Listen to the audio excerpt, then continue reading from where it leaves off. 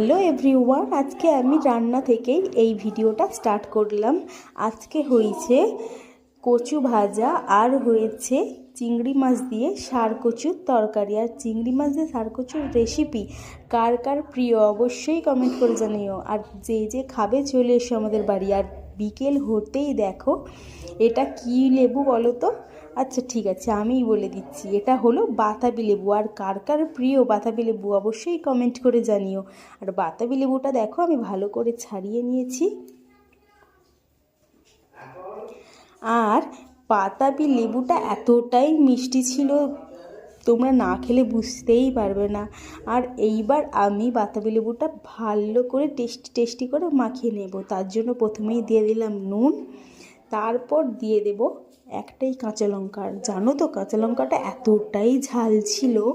আর কাঁচা লঙ্কাটা একটু ভালো করে দলে দলে দলে দলে মাখবে, তাহলে হেভি টেস্টি হবে।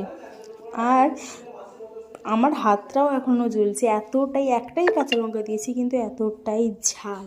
তারপর একটু দিয়ে দেবে পরিমাণ মতো চিনি। এরপর ভালো করে টেস্টি করে মাখিয়ে নেবে।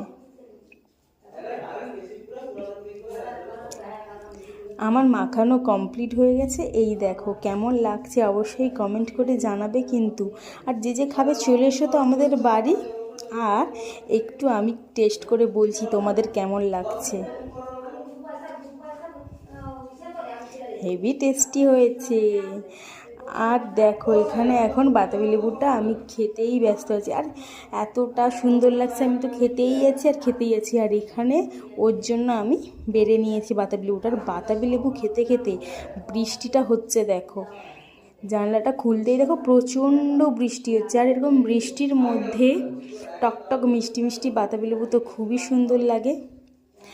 আর